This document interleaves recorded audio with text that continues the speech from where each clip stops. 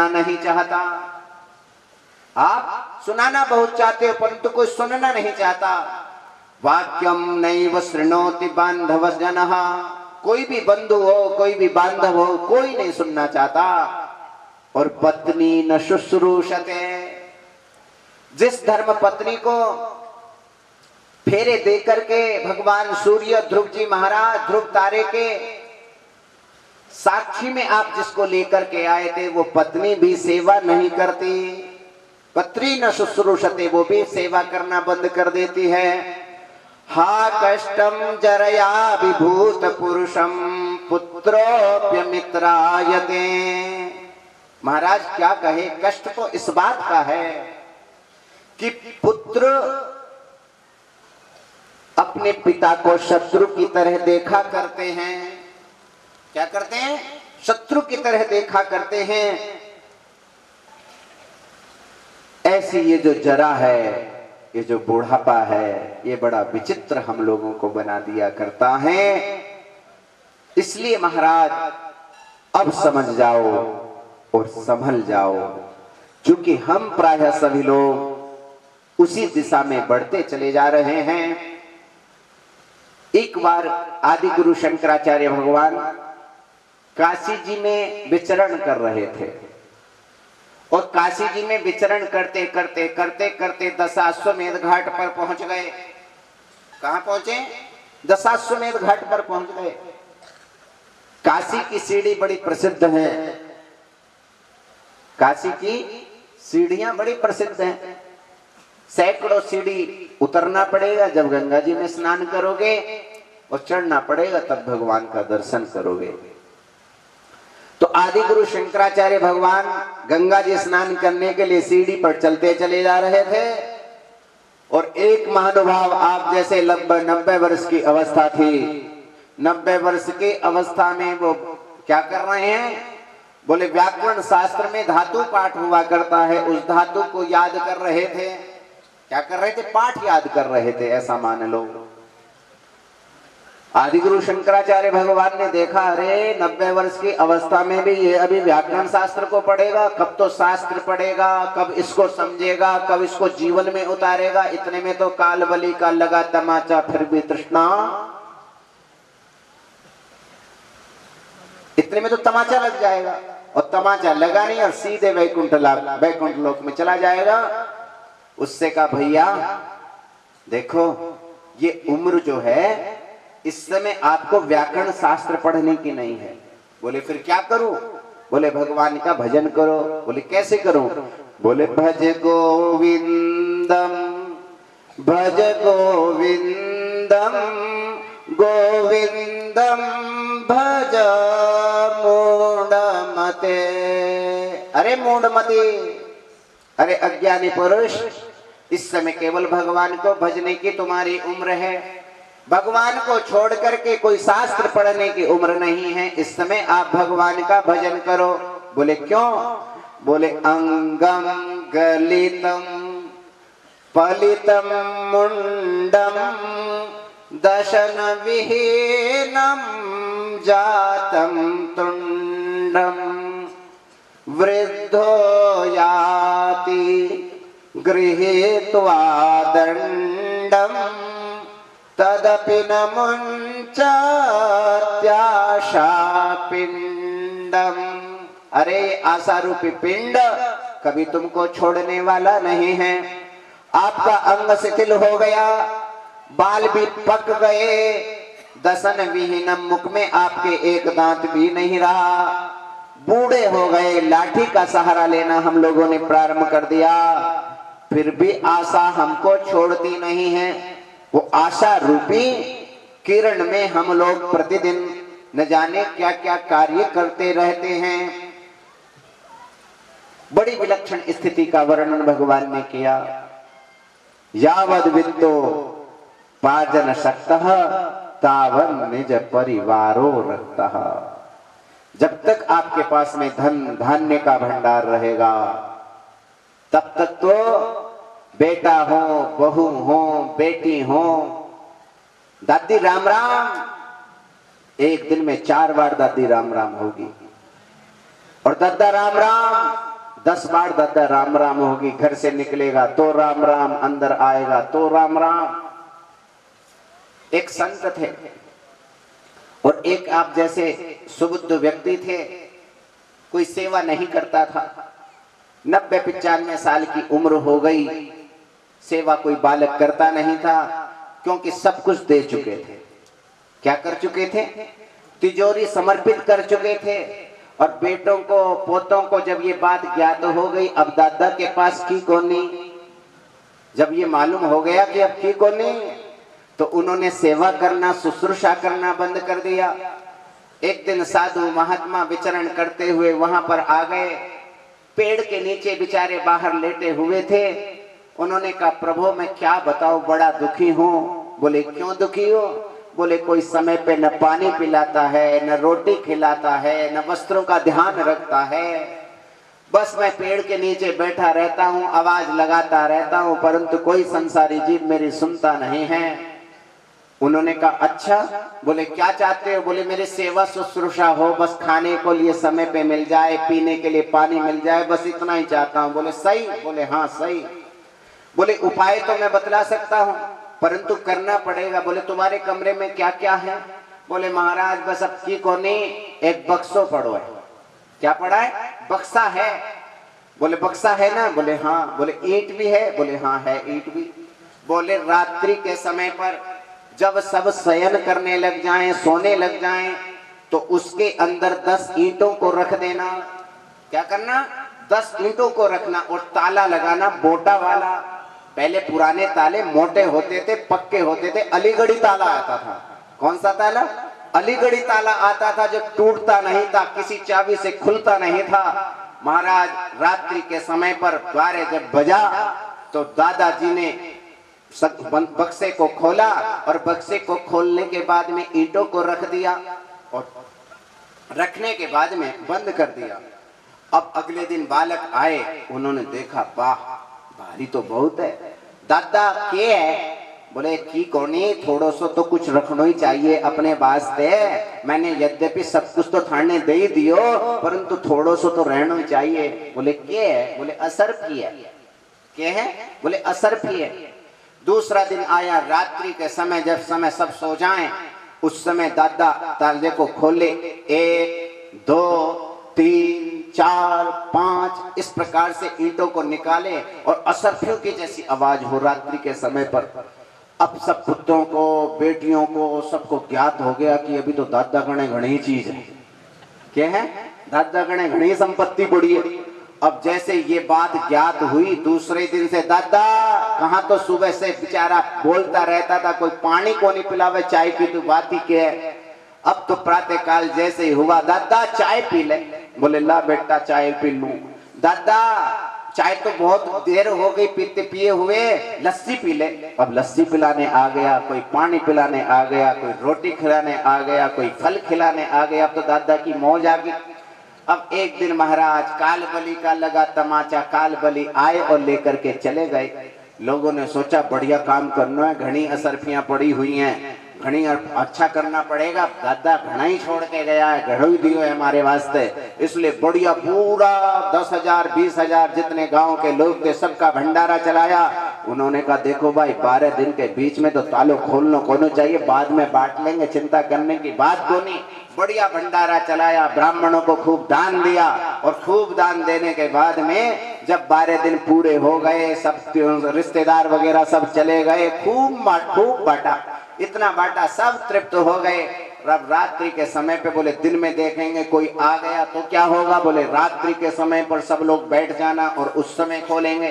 15 दिन के बाद में 16 दिन के बाद में ताला खोला तो ताला खोलते जैसे देगा तो भाट निकले। क्या निकले? भाट निकले। इसलिए सज्जनों, ये जो पुरुष होते हैं ना सफेद बाल वाले, ये बड़े तेज हुआ करते हैं। क्या होते हैं? बड़े तेज हुआ करते हैं। इनको सेवा शुश्रूषा कैसे करानी चाहिए भली भांति प्रकार से आया करता है। इसलिए भाई यदि आजकल के बालक नास्तिक हो गए हों तो इन पुरुषों को उनको आस्तिक बना देना चाहिए, चाहे किसी प्रकार से बनाना चाहिए। ऊपर ऊपर से बैठ करके भी यदि आप चारों हाथों से उनको आशीष दोगे तब भी उन लोगों के जीवन का कल्याण हो जाएगा। यही कल्याण की परम पवित्र भावना को आदि गुरु शंकराचार्य भगवान ने आप लोगों के लिए बतलाई है। कोई गलत बात नहीं बतलाई है, अपितु हमारी वस्तुतः स्थिति का दर्शन कराया है। इस वस्तुतः स्थिति को जीवन में उतारना हम सब लोगों का धर्म बनता है। यही धर्म श्रीमद् भागवत के माध्यम से हम अपने जीवन में उतार लें तो यही वाणी की सार्थकता है। अधिक न कहते हुए सायंकाल के पावन पुनीत सत्र में पुनः हम मिलेंगे। जब तक के लिए बढ़िया वासुदेव गौशाला समिति के माध्यम से और आप सब लोगों के सहयोग से बढ़िया खान पान की व्यवस्था भी अठे रखी गई है। खूब प्रेम से पाओ और अठे पसर जाओ, कठे जाने की जरूरत है कोने। 2:15 बजे फिर अठे आपा मिलेंगा। हारा हारा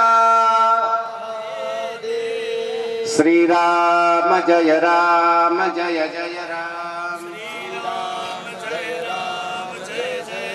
श्री राम जय जय जय राम, श्री राम जय जय राम। धर्म की अधर्म का प्राणियों में हो, विश्व का हो, गो हत्या हो, माता की, धर्म सम्राट स्वामी श्री करपात्री जी महाराज की, परम पूज्य गुरुदेव भगवान की, यज्ञ नारायण भगवान की, श्रीमद् भागवत महापुराण की, जनता जनार्दन भगवान की। हारा हारा महादेव।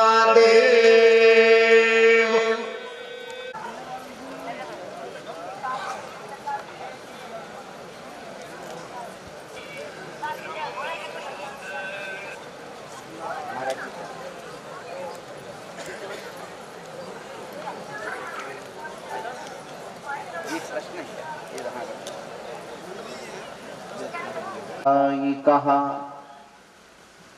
अर्हन् नित्यथ जैन शासन रतः हरः त्रैलोक्यनाथो हरः त्रैलोक्यनाथो हरः। आइए सर्वप्रथम मन और वाणी को परम पवित्र करें। उसके उपरांत भगवान की दिव्य मंगलमयी कथा में प्रवेश करें। श्रीमन नारायण नारायण नारायण,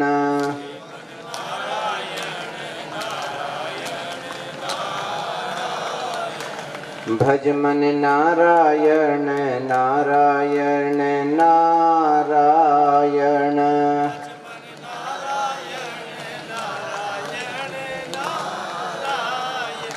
रटमन नारायण नारायण नारायण,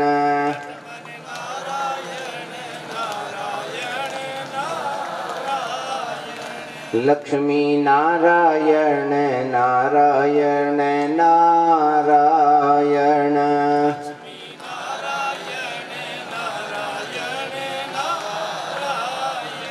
भजमन नारायण नारायण नारायण,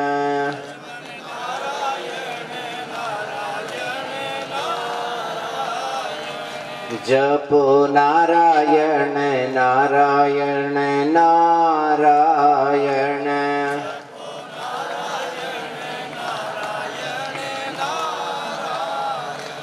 भजो नारायण नारायण नारायण,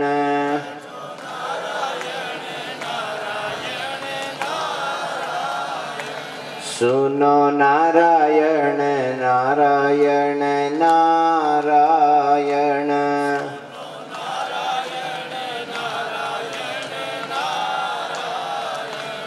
देखो नारायण नारायण नारायण,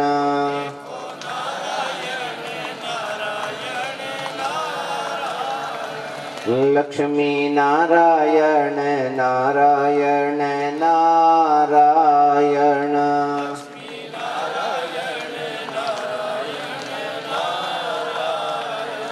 भज मन नारायण नारायण नारायण।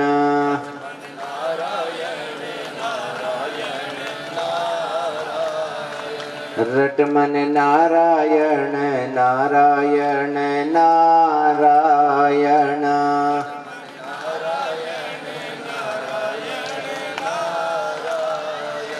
लक्ष्मी नारायण नारायण नारायण।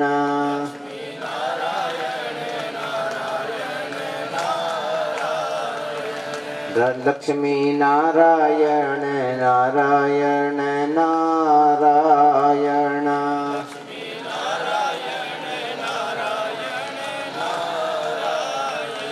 प्रेम से बोलो श्री कृष्णचंद्र भगवान की।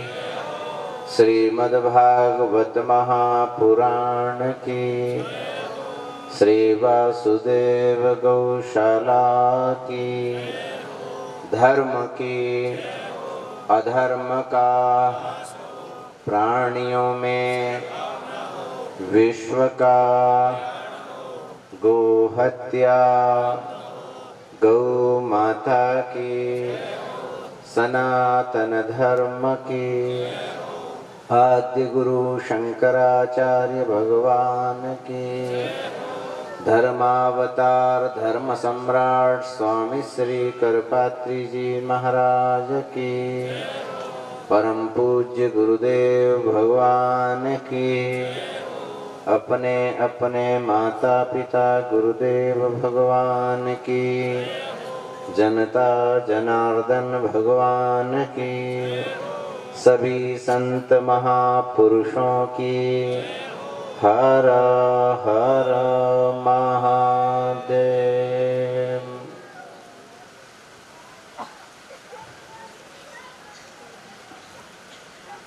अधिष्ठात्री विलक्षण शक्ति को प्रणाम करते हुए मंच पर समासीन श्रद्धेय संत वृंद विद्वत वृंद धर्म में अनुराग रखने वाले धर्मानुरागी सज्जन वृंद भक्ति में अवगाहन कर रही मातृशक्ति और वासुदेव गौशाला समिति के सम्मानित सभी पदाधिकारीगण प्रातः काल के परम पुनीत सत्र में विलक्षण दिव्य प्रसंगों को हम सभी लोग श्रवण कर रहे थे।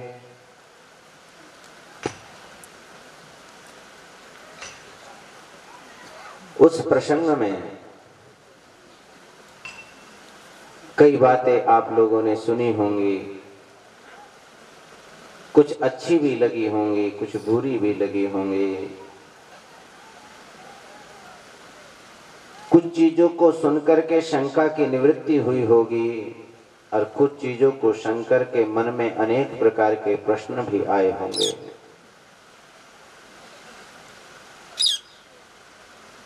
प्रश्न इसलिए आए होंगे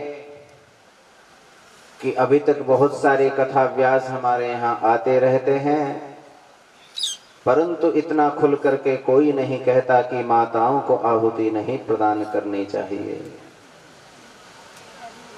कोई ये नहीं कहता है कि बिना जनेऊ के यज्ञ कर लेना चाहिए। इसलिए अनेक प्रकार के प्रश्न उपस्थित हुए होंगे। उसी क्रम में यहाँ पर भी एक प्रश्न आया है कि सब संसार मात्र के लिए शंकाओं का समाधान हेतु गूढ़ रहस्य समझाने की कृपा करें कि स्त्रियां यज्ञ में आहुति नहीं दे सकती हैं। प्रश्न समझ में आ ही रहा होगा। माताओं को क्यों आहुति नहीं डालनी चाहिए, ये आप लोगों का अभिप्राय है। हम कोई भी किसी प्रकार का यदि कर्म करते हैं तो उस कर्म का परिणाम चाहते हैं। हम यदि भूमि को खोदते हैं तो चाहते हैं कि मीठा जल निकल के आ जाए। कोई भी व्यक्ति ऐसा नहीं है कि उससे कह दिया जाए कि यहाँ पर पानी नहीं निकलेगा या कड़वा पानी निकलेगा और आप यहाँ पर खोद लो, तो कोई व्यक्ति खोदने को तैयार नहीं होगा। होगा? जितना भी संसार के अंदर चाहे छोटा कर्म हो चाहे बड़ा कर्म हो, उन सब कर्मों का परिणाम हम चाहते हैं, फल हम चाहते हैं, और बिना फल के न छोटा कर्म करते हैं न बड़ा कर्म करते हैं। और ये कर्म तो बड़ा ही विलक्षण कर्म है, पूरी की पूरी सृष्टि बदल जाती है। तो यज्ञ करना चाहिए, यज्ञ में आहुति डालनी चाहिए, परंतु किनको? बोले जो शास्त्रीय विधि का पालन करते हो उनको। शास्त्रीय विधि का परित्याग करके यदि हम आहुति कुंड के अंदर डालेंगे, न हमारी समस्या का हल होगा और न संसार का कल्याण होगा। कहा कि महाराज ठीक है, हम शास्त्रीय विधि को भी चलो जीवन में उतार लेते हैं, माताएं भी तो शास्त्रीय विधि का ही परिपालन करते हैं। यदि वो भी खीर की आहुति डाल लें या घी की आहुति डाल लें या शक्कर की आहुति डाल लें या तिल जौ की आहुति डाल लें, तो उससे क्या हानि हो जाएगी? ये प्रश्न पुनः उपस्थित होता है। हम सोचते हैं कि यदि प्रश्न उठा है तो प्रश्न का निदान भी समुचित तरीके से होना ही होना चाहिए। पहली बात है सज्जनों कि हम जिस कुंड के अंदर आहुति डालने के लिए जा रहे हैं, वो कुंड भी माता का स्वरूप ही हुआ करता है। वो कुंड क्या होता है? वो मां का स्वरूप ही हुआ करता है। और ऐसे में जब भी संसार के अंदर परिणाम देखा गया है, विवाह संस्कार इत्यादि कर्म होते हैं, तो पुरुष पुरुष से शादी नहीं करता, माताएं बहनों से शादी नहीं करती, अपितु प्रकृति और पुरुष की विवाह किया जाता है। इन दोनों का संयोग बनाया जाता है, न कि प्रकृति प्रकृति का और पुरुष पुरुष का। आप भी तो पाणी ग्रहण संस्कार लड़कियां लड़कियों से कर सकती हैं, लड़के लड़के से कर सकते हैं, क्यों नहीं करते हो? आपसे प्रश्न किया जा सकता है, आप भी तो ऐसा कर सकते हो, क्यों नहीं करते हो? उत्तर होगा कि शादी तो हम कर सकते हैं, कर भी लेंगे, परंतु उससे किसी परिणाम की प्राप्ति नहीं होगी, फल प्राप्त नहीं होगा, सृष्टि की प्रक्रिया बढ़ेगी नहीं, अपितु अवरुद्ध हो जाएगी, स्तंभित हो जाएगी, रुक जाएगी। रुकेगी भी नहीं। तो हमको प्रक्रिया को आगे बढ़ाना है कि घटाना है? बोले महाराज प्रक्रिया को तो आगे बढ़ाना है, तो इसलिए मनुजी महाराज ने हमारे धर्मशास्त्रों ने कहा कि भाई एक पुरुष हो तो उस पुरुष के साथ में एक प्रकृति माने माता के साथ में, कन्या के साथ में पाणी ग्रहण संस्कार करना चाहिए। उसके पाणी ग्रहण संस्कार से क्या होगा? बोले दोनों का आंकड़ा दूसरे प्रकार का होगा, माता का हृदय दूसरे प्रकार का होगा, पुरुष का हृदय दूसरे प्रकार का होगा, परंतु जैसे ही दोनों का पाणी ग्रहण संस्कार संपन्न हो जाएगा तो दोनों का हृदय एक हो जाएगा। क्या होगा? विषमता में भी समता आ जाएगी, एक हृदय हो जाएगा। समय आने पर ठाकुर जी की कृपा होगी, सृष्टि का विस्तार हो जाएगा। परंतु जो एक विलक्षण कुंड जिसमें आहुति डालने के लिए आपने कुंड का निर्माण किया है, वो कुंड क्या है? बोले वो मातृवाचक है। क्या है? वो माता का स्वरूप है। अब माता के स्वरूप में मां ही यदि अपने हाथ से आहुति डालेगी तो मां में आहुति डाल करके मां से शादी करके क्या प्राप्त करेगी? कुछ प्राप्त नहीं कर सकती। इसलिए सज्जनों, माता यदि मातृ कुंड में आहुति डालेंगी तो उनको कुछ प्राप्त होने वाला नहीं है। मेरा कुछ दूसरा द्रष्टव्य नहीं है, केवल धर्म संस्कृति को आप लोगों तक परोसना मेरा कर्तव्य बनता है। आप अन्यथा विचार नहीं करेंगे। मैं आपका अहित करने के लिए यहाँ पर चल करके नहीं आया हूँ, या आपके मन में चल रही शंकाओं को समाप्त करने के लिए नहीं, अपितु शास्त्रीय तरीके से आप उस बात को समझ जाओ, ये यहाँ का उद्देश्य हुआ करता है। इसी के लिए अखिल भारतवर्षीय धर्म संघ की संस्थापना धर्मावतार धर्म सम्राट स्वामी श्री करपात्री जी महाराज ने करी थी कि देश में व्याप्त रूप से चल रहे जो कुचल हैं, जो कुरीतियां हैं, उन कुरीतियों को शास्त्रीय तरीके से बतलाया जाए, जिससे ये बात हमको समझ में भी आ जाएगी। लगता है शायद ये बात अब आपको समझ में आ गई होगी कि हमको इसलिए कुंड के अंदर आहुति नहीं डालनी है क्योंकि हमारे को उससे कोई फल नहीं मिलेगा, और बिना फल के यदि कोई कर्म करोगे तो उससे आपका स्वार्थ भी परिपूर्ण होने वाला नहीं है। माताओं को बात समझ में आई। दूसरी बात, आप जैसे सुभद्र पुरुष मन में प्रश्न कर रहे होंगे, विचार कर रहे होंगे, महाराज श्री ने प्रातः काल कहा था कि हम लोग भी आहुति नहीं डाल सकते। हाँ, आप लोग भी आहुति नहीं डाल सकते हो। यदि हम वर्णाश्रम की विधि का त्याग करके आहुति प्रदान करेंगे तो सज्जनों हमको भी फल नहीं मिलेगा। हमारी परंपरा, हमारी संस्कृति, हमारे नियम ये न आपने बनाए हैं, न ये बाबा जी ने बनाए हैं। ये तो जब से सृष्टि की प्रक्रिया चल रही है तब से अनादि अनवरत रूप से ये परंपरा भी चल रही है। उस परंपराओं को जानने के लिए आपको अपने दादाजी को देखना पड़ेगा, आपको अपने परदादा जी को मानना पड़ेगा।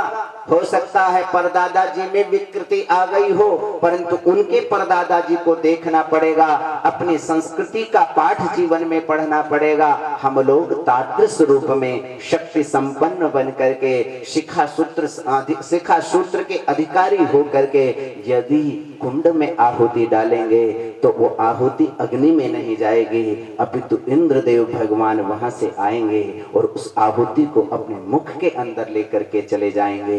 यही कुंड का एक विधि हुआ करती है, यही अग्निहोत्र का धर्म हुआ करता है। यही कुंड के अंदर इस विधि का पालन करते हुए जब हम आहुति डालते हैं तो देवता संतुष्ट हो जाते हैं, हमारे पितर नाचने लग जाते हैं। और देवता यदि प्रसन्न हो गए, पितर यदि तुष्ट हो गए तो सज्जनों आपके घर में सुख, आपके घर में शांति, आपके घर में समृद्धि को कोई रोक नहीं सकता।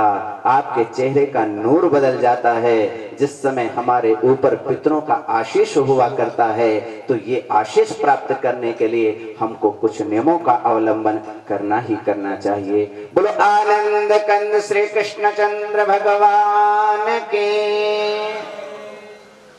आगे चलकर जी महाराज के दिव्य चरित्र को आप लोगों ने आत्मसात किया, श्रवण किया।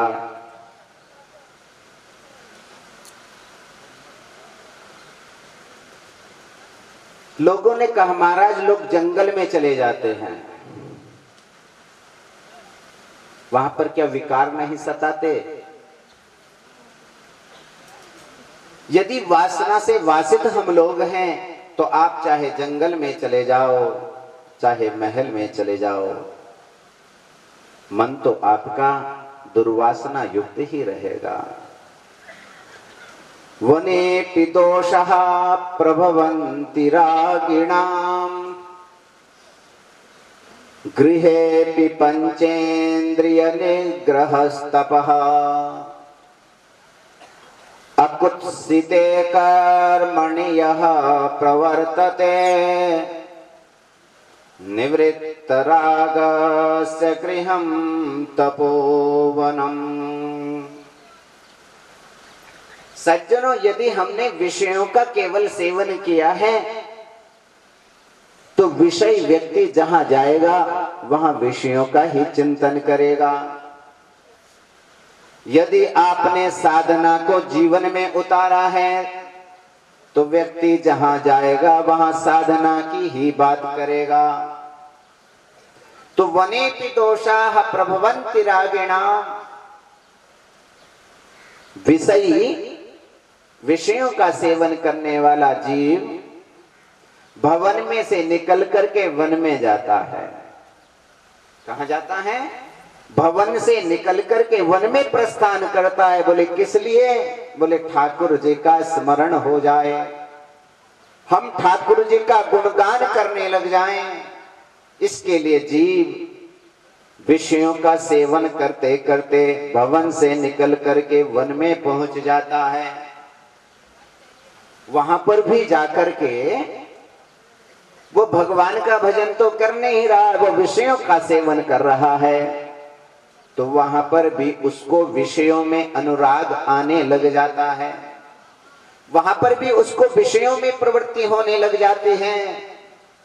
कहा कि जिसने घर में ही बैठ करके विषयों का त्याग कर दिया है, वो भले ही वन में न हो भवन में हो, भवन में बैठ करके विषयों का त्याग करने वाला व्यक्ति जप और तप सब कुछ संसाधन प्राप्त कर सकता है।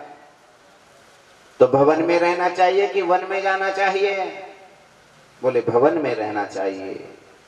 हम गृहस्थी लोग हैं और गृहस्थी व्यक्ति का परम धर्म है कि अपने घर का लालन और पालन करे, पोषण करे और घर में ही बैठ करके ठाकुर जी का नाम संकीर्तन करे, ठाकुर जी का नाम भजे। कहां? बोले घर में।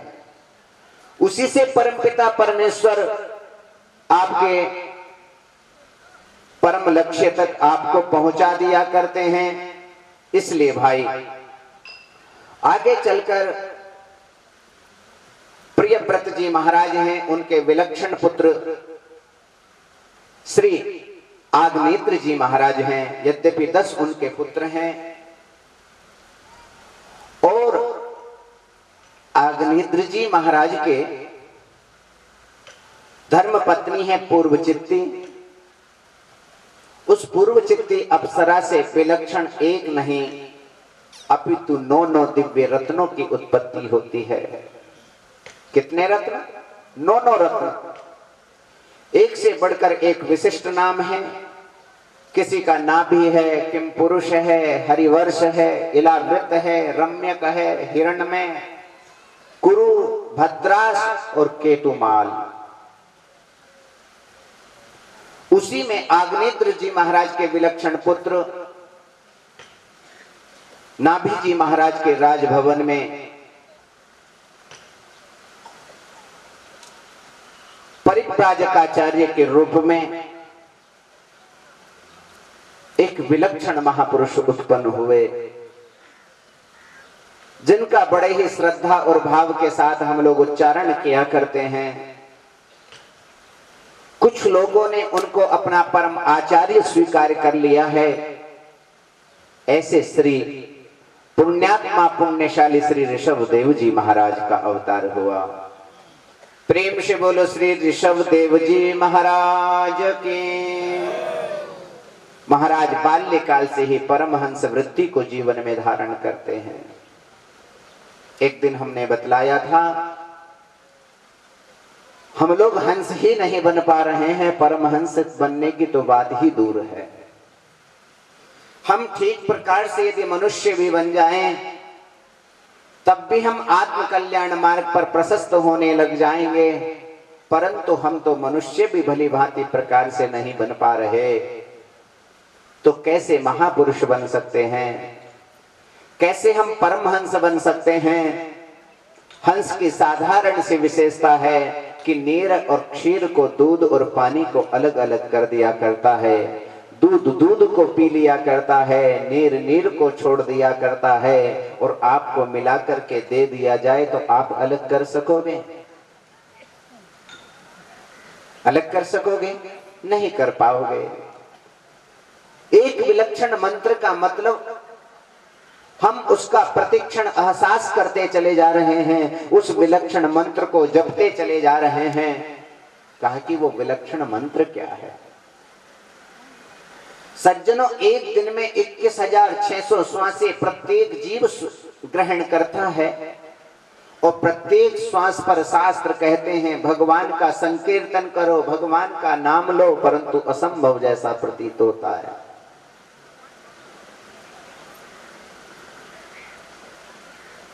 लेकिन शास्त्र की आज्ञा, शास्त्र का गांभीर्य हम विचार नहीं कर सकते, सोच नहीं सकते। यदि शास्त्र की आज्ञा को जीवन में उतारते हैं तो प्रत्येक श्वास पर भगवान के संकीर्तन करने का, नाम लेने का फल हम लोगों को प्राप्त हो जाता है। और भगवान शास्त्र की बातों को जीवन में नहीं उतारते हैं तो हमारे जीवन में दोष ही दोष हो जाते हैं, क्योंकि प्रत्येक श्वास पर भगवान का संकीर्तन और नाम लेना हमारे बस की बात नहीं होती। तो कहा महाराज, भगवान का नाम प्रत्येक श्वास पर लिया जा सके, ऐसी भारतीय संस्कृति के अंदर कौन सी विशेषता है? बोले विशेषता है, प्रातः काल का सूर्योदय हुआ करता है।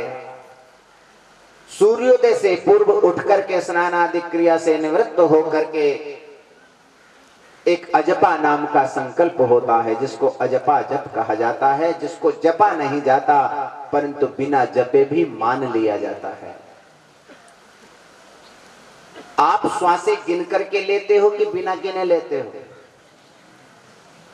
कभी आपने गिनी कि मैंने आज पूरे दिन में, पूरी रात में कितनी श्वासें ली?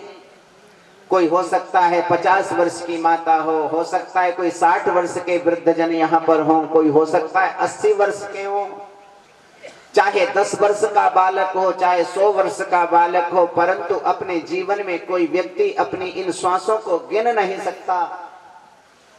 गिन सकता है? नहीं गिन सकता। तो जब इन श्वासों को गिना नहीं जा सकता, परंतु परमपिता परमेश्वर ने, हमारे शास्त्रकारों ने, हमारे ऋषि और महर्षियों ने एक एक श्वासों को गिना कि साधारण से साधारण और असाधारण से असाधारण व्यक्ति को भी 24 घंटे के अंदर 21,600 श्वासें तो लेनी ही लेनी पड़ती है। कितने श्वासें? 21,600 श्वासें तो लेनी ही लेनी पड़ती हैं। तो कहा इसको कैसे भगवान के नाम में जोड़ दिया जाए, जिससे प्रत्येक श्वास में भगवान के नाम संकीर्तन का फल हम लोगों को मिल सके। कौन कौन चाहता है कि प्रत्येक श्वास पर हम भगवान का नाम लें, और नाम न लें परंतु उसका पुण्य तो मिल ही जाए? कोई चाहता है? अरे कुछ भी नहीं करना है, भगवान का पुण्य हम सब चाहते हैं, परंतु कर्म कोई करना नहीं चाहता। कोई चाहता है कर्म न करना पड़े, पेट अपने आप भर जाए, ऐसी विधा को हम लोग चाहते हैं। परंतु निश्चित रूप से ये शास्त्रकार, ये महापुरुष दीन दयालु हैं, ये अकारण करुणा के वरुणालय हैं। ये नाम का, भगवान के जप का पुण्य आप लोगों को प्राप्त हो जाया करता है। इसी को अजपा जप संकल्प कहा जाता है। क्या कहा जाता है? अजपा जप संकल्प। अजपा जप का मतलब है न जपा इति अजपा, आपने जपा नहीं परंतु फिर भी मान लिया गया। और कहा जाता है कि इस समय से लेकर के सूर्योदयात् प्रारभ्य सूर्योदय पर्यंतम, अगले दिन के जितनी श्वासें मैं ग्रहण कर रहा हूं, ये पूरे की पूरे श्वासें ठाकुर जी के चरणों में समर्पित हो जाएं, ये संकल्प होता है। दूसरे दिन आपने जो 24 घंटा निकाला, उस 24 घंटे का किया गया संकल्प वो तो वहां संपन्न हो गया, वो ठाकुर जी के चरणों में समर्पित कर दिया जाता है। तो इस प्रकार से सज्जनों, आपकी प्रत्येक श्वास पर भगवान का नाम लिया जाता है। उसका परिणाम ये होता है कि असंख्य असंख्य दोषों की निवृत्ति ठाकुर जी के नाम स्मरण से और इस अजपा जप संकल्प के प्रभाव से जलकर के पाप राख हो जाया करते हैं। क्या हो जाते हैं? आपके पाप जलकर के राख हो जाया करते हैं। और जो जीव इस प्रकार का कार्य नहीं करते हैं, चाहे अज्ञानता हो, चाहे जड़ता हो, चाहे प्रमादता हो, उसके कारण से वो जो हमारे पाप हैं वो पापों का पहाड़ बन जाया करता है। पापों के पहाड़ को नष्ट करने के लिए शास्त्रकारों ने बड़ी सरल विधि बतला दी है, परंतु करना हमको अपने हाथों में है। माताओं को करने की जरूरत नहीं है। माताओं को तो केवल केवल अपने गृहस्थ आश्रम का, अपने पुरुषों का, अपने बच्चों का, अतिथि देवताओं का यदि प्रेम से श्रद्धा भाव से ध्यान कर लेती हैं, उनके सेवा कर लेती हैं, इनको पूरे का पूरा पुण्य परमपिता परमेश्वर की असीम कृपा सहजता से सुलभता से प्राप्त हो जाया करती है। बोलो आनंद कंद श्री कृष्ण चंद्र भगवान की। तो ऋषभ देव जी महाराज परमहंस वृत्ति को धारण करने वाले महापुरुष हैं। परमहंस का मतलब है योगीराट हैं, परम योगी हैं। और योगी का मतलब है संसार में रहते हुए भी संसार से दूर रहना। जैसे कमल पत्र कहाँ उत्पन्न होता है? बोले कीचड़ के अंदर होता है, परंतु कीचड़ के अंदर से उत्पन्न होने वाला कमल कीचड़ से अलग हुआ करता है। होता है कि नहीं? कीचड़ की एक बूंद भी उस कमल के पत्त पर ठहर नहीं सकती। उसी प्रकार से जो योगी होते हैं, जिनको परम योगी कहा जाता है, जिनको परमहंस कहा जाता है, संसार में रहते हुए संसार की वासना उनके ऊपर अपना कार्य नहीं करती। संसार की वासनाओं से उठ करके जो ऊपर के व्यक्ति को धारण कर लिया करते हैं, उन्हीं को संसार में परमहंस कहा जाता है। ऐसे परमहंस वृत्ति को धारण करने वाले श्री ऋषभ देव जी महाराज ने अपने जन्म में और अपने समय में एक दो पुत्र नहीं अपितु 100 पुत्रों को जन्मा है। कितने पुत्रों को? 100 पुत्रों को।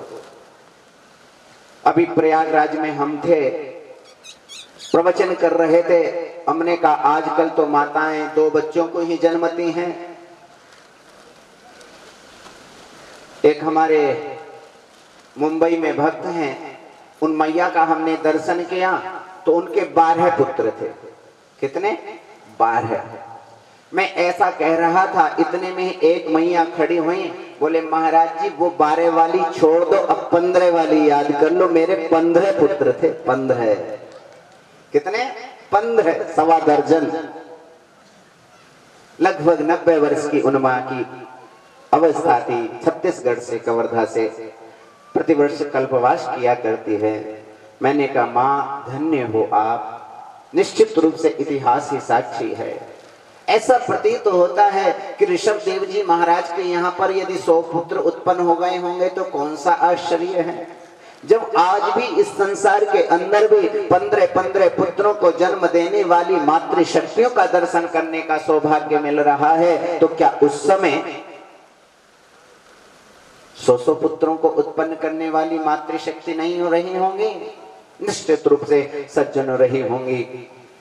परंतु इनकी सबसे बड़ी विशेषता है, जिस समय ये ज्ञान वृद्ध तो बाल्यकाल से ही है, परंतु आयु वृद्ध होने के लिए चले, उस समय इन्होंने पूरे के पूरे 100 पुत्रों को बुलाया और बुला करके एक विशिष्ट उपदेश किया। वो उपदेश क्या है? वो हमको अपने जीवन में उतारने योग्य है। हम भी तादृश कर्म करें। जब ऐसा लगने लग जाए कि हम 50 वर्ष से ऊपर के हो गए हैं, 60वें वर्ष में आ गए हैं, तो उस समय हम अपने पुत्रों को, अपने संतानों को, पौत्रों को, सबको बुलाएं, इकट्ठा करें। और इकट्ठा करने के बाद वही परमहंस वृत्ति को धारण करने वाले योगीराज श्री ऋषभ देव जी महाराज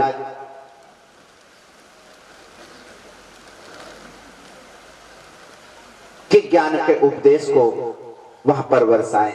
क्या उपदेश किया? ऋषभ देव जी महाराज ने बच्चों से कहा कि नायम देहो देह भाजा नृलोके कष्टान कामान अर्हते विडभुजाम ये तपो दिव्यम पुत्र का ये न सत्वम शुद्धेद यस्मात् ब्रह्म सौख्यम त्वनंतम। ऋषभ देव जी महाराज कह रहे हैं कि मनुष्य का ये जो दिव्य पावन शरीर है, ये बड़ा दुर्लभ है, ये देव दुर्लभ है। ये अन्य अन्य जातियों की तरह, शूकर कूकर की तरह विषयों का सेवन करने के लिए हम लोगों को प्राप्त नहीं हुआ, अपितु साधना करने के लिए और सदा सर्वदा के लिए भवसागर से तरने के लिए प्राप्त हुआ है। इससे क्या करनी चाहिए? बोले इससे, इस शरीर से कठोर से कठोर तपस्या करनी चाहिए। बोले तपस्या से क्या होगा? बोले तपस्या से अंतःकरण की शुद्धि होगी और अंतःकरण की शुद्धि होते ही ब्रह्मलोक की प्राप्ति हो जाएगी। उसके लिए फिर किसी प्रकार का प्रयास नहीं करना पड़ेगा, अपने आप स्वाभाविक उस दिव्य लोक में हम यात्रा कर सकेंगे। इसके लिए ऋषभदेव जी महाराज ने सबको बुलाया, कहा कि महात्मा कौन होते हैं? बोले प्रशांत चित्ताय जितेंद्रियाय प्रहीण दोषाय यथोक्तकारिणे गुणान्वितायानुगताय सर्वदा प्रदेयमेत सततम मुमुक्षवे। जो मोक्ष के अधिकारी हैं, जो मोक्ष को प्राप्त करना चाहते हैं, इस भवसागर से तरना चाहते हैं, उनको इन बातों को जीवन में उतारना ही उतारना चाहिए। बोले कैसे उतारें? बोले प्रशांत चित्ताय जितेंद्रियाय। पहले क्या करो? बोले अपनी आत्मा का, अपने अंतःकरण को परम पवित्र करो। अंतःकरण परम पवित्र कैसे करें? बोले भगवान नाम संकीर्तन से अंतःकरण की परम पवित्रता हुआ करती है, शास्त्र प्रमाण है। इसलिए शास्त्र प्रमाण है कि भगवान का गुणगान करोगे, भगवान का नाम संकीर्तन करोगे तो अंतःकरण परम पवित्र हो जाएगा। नाम संकीर्तनम यस्य सर्व पाप प्रणाशनम और प्रणामो दुख शमनः तम नमामि हरिं परम। बोले क्या होता है? बोले नाम संकीर्तन से जल करके पाप राख हो जाया करते हैं, और जब पाप जल करके राख हो जाया करते हैं तो अंतःकरण परम पवित्र हो जाया करता है। तो अंतःकरण को परम पवित्र करो और अपने चित्त को शांत कर लो, मन को अपने कंट्रोल में कर लो और जितेंद्रियाय, अपने इंद्रियों को जीत लो। खाने का बहुत मन करता है परंतु मन से वो नहीं, अभी नहीं खाना, 2 घंटा बाद खाएंगे। जब 2 घंटा हो जाए तो अभी भी नहीं खाना, 4 घंटा बाद खाएंगे। इस प्रकार से अपनी वृत्ति को रोकना आप लोगों का ही दायित्व होता है। जितेंद्रियाय, अपने इंद्रियों को जीतो।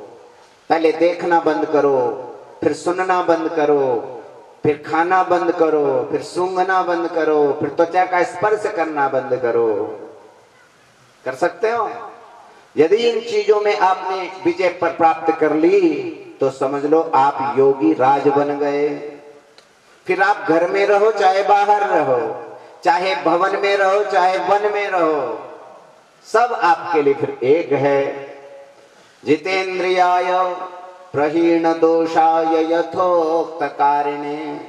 और आपको जैसा प्रतीत होता हो कि बात मेरे अंदर अच्छी नहीं है, ये दुर्वासना मेरे अंदर है, छल छद्म मेरे अंदर है, उसको जलाने का प्रयास करो, निकालने का प्रयास करो, तो दोषों को निवृत्त करो। प्रहीण माने अच्छी प्रकार से, भली भांति प्रकार से उनको नष्ट भ्रष्ट कर दो। दूसरा, गुणान्वितायानुगताय सर्वदा, सदा सर्वदा अच्छे गुणों का अन्वेषण करते रहो। इस प्रकार से व्यक्ति जीव जब करता करता करता करता आगे बढ़ने लग जाता है तो वो मोक्ष का अधिकारी बन जाता है। वो मोक्ष के मार्ग पर चलने की प्रक्रिया को जीवन में उतार रहा है।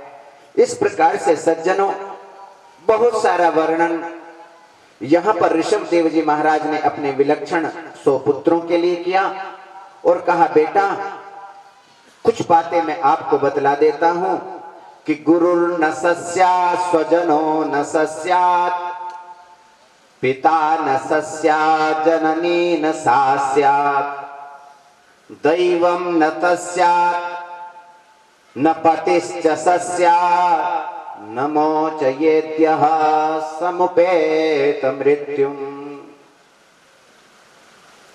वो गुरु नहीं है, वो स्वजन आत्मीय जन नहीं है, वो पिता नहीं है, वो माता नहीं है, वो देवता नहीं है, और वो पति नहीं है। बोले कौन? बोले नमो चयेद्यः समुपेत मृत्युम। जो आपके पास में आई हुई मृत्यु से आपको न बचा सके, आपके पास में आई हुई मृत्यु से जो न बचा सके, वो पिता नहीं, वो माता नहीं, वो गुरु नहीं, वो पति नहीं, वो कोई नहीं है। अर्थात इससे बचना और इसके ऊपर बढ़ जाना, ये सनातनी जीवों का परम धर्म हुआ करता है। तो कहा महाराज कैसे हम बचें? आपने ये तो कह दिया कि वो गुरु नहीं, वो पति नहीं, वो माता नहीं, परंतु हम बचे कैसे? तो शास्त्र कहते हैं कि आप सबसे पहले गुरु में और ईश्वर में भक्ति करो। क्या करो? गुरु में और ईश्वर में भक्ति करो, और उसके बाद गुरु के वचनों में श्रद्धा रखो, विश्वास रखो, उन बातों को जीवन में उतारो। गुरुजी ने जो उपदेश किया है वो पत्थर की लकीर है, वो हमारा कल्याण करेगी ही करेगी। तीसरा कहा भगवान की विलक्षण कथाओं का आस्वादन करो, भगवान की कथा को नित्य निरंतर पीते रहो, उसका पान करते रहो। चौथा कहा ब्रह्मचर्य का पालन करो। उसके बाद बोले आत्मा और अनात्मा का विचार करो। ये आत्मा क्या है? जब हम इस संसार में चल करके आए थे तो कौन सी शक्ति है इस शरीर के अंदर, और जब हम इस संसार को छोड़ करके चले जाएंगे तो शरीर तो यहीं पड़ा रहेगा, परंतु वो कौन सी शक्ति है जिस शक्ति के आने से और जाने से शक्ति का स्फुरण बंद हो जाता है या काम करना वो शक्ति प्रारंभ कर देती है? उस शक्ति का किसी ने दर्शन किया? बोले नहीं किया। इसलिए अपने इस विलक्षण शरीर में उस शक्ति को ढूंढो। फिर कहा भाई भगवान के मंगलमय भगवान के नामों का संकीर्तन जो व्यक्ति जपता है उसको मृत्यु अपने पास में नहीं बुलाती। मृत्यु दूर दूर तक कोसों तक भक्ति रहती है, परंतु उसके पास में नहीं आ पाती। कौन कौन मृत्यु देवता के पास में जाना चाहते हैं? आप लोग तो नहीं जाना चाहते ना? अरे वासुदेव गौशाला में भावना रखने वाले, श्रद्धा विश्वास रखने वाले, सेवा करने वाले लोग थोड़ी मृत्यु को चाहेंगे। बोले जो यहां पर सेवा नहीं करता, जो यहां सेवा नहीं करता, जो गौ माता में विश्वास नहीं करता, मृत्यु उनको ढूंढेगी, परंतु हमको क्या करेगी? हमको अजर और अमर बनाएगी। क्या करेगी? हमको अजर अमर बनाएगी। इसलिए सज्जनों इस प्रकार से ऋषभदेव जी महाराज ने अपने पुत्रों से कहा बेटा सब कुछ करना, तुम सब कुछ करना, परंतु इतना अवश्य करना, ये जो 6 कर्म मैंने बतलाए हैं, इन 6 कर्मों को यदि आपने जीवन में उतार लिया तो फिर आपको चिंतन करने की बात नहीं है, आपको चिंता नहीं करनी पड़ेगी, चिंतन करना पड़ेगा।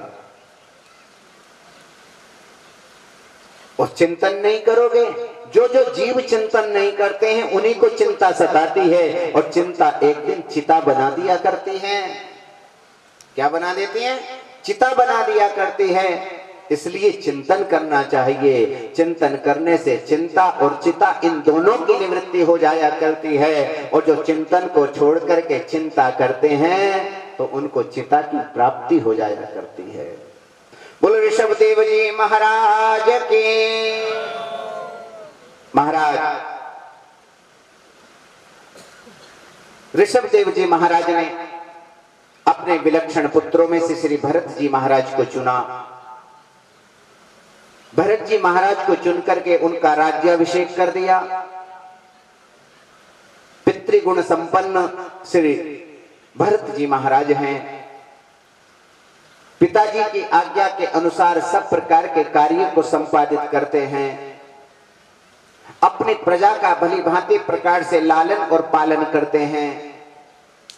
कोई किसी प्रकार से दुखी न रहे, सबका ध्यान रखते हैं और अतिरिक्त समय में भगवान का भजन भी करते हैं। अपनी प्रजा की परीक्षा करने के लिए मेरी प्रजा कहीं दुखी तो नहीं है, तो पागल जैसा स्वरूप धारण करके आप सबके बीच में आकर के पूरी स्थिति का आकलन कर लिया करते हैं। ये धर्म होता है राजा का। इस प्रकार से सज्जनों, भरत जी महाराज अपने राज्य का लालन और पालन करने लग जाते हैं। लालन और पालन करने के बाद में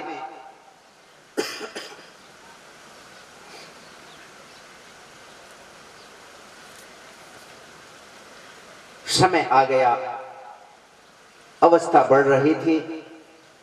सोचा कि अब हमको भी भगवान का भजन करना चाहिए। तो पुलह आश्रम नामक आश्रम में तप करने के लिए चले जाते हैं। सोचा राजभवन में रहेंगे तो लोग आते रहेंगे, मिलते रहेंगे, अपनी समस्या ही रखते रहेंगे। इनकी समस्या मिट पाएगी कि नहीं मिट पाएगी, परंतु हम तो मिट ही जाएंगे।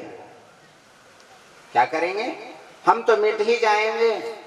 इस डर के कारण से जंगल में एक भवन आश्रम बनाया जिसका नाम पुलहाश्रम रखा और वहां पर तपस्या करने के लिए चले गए।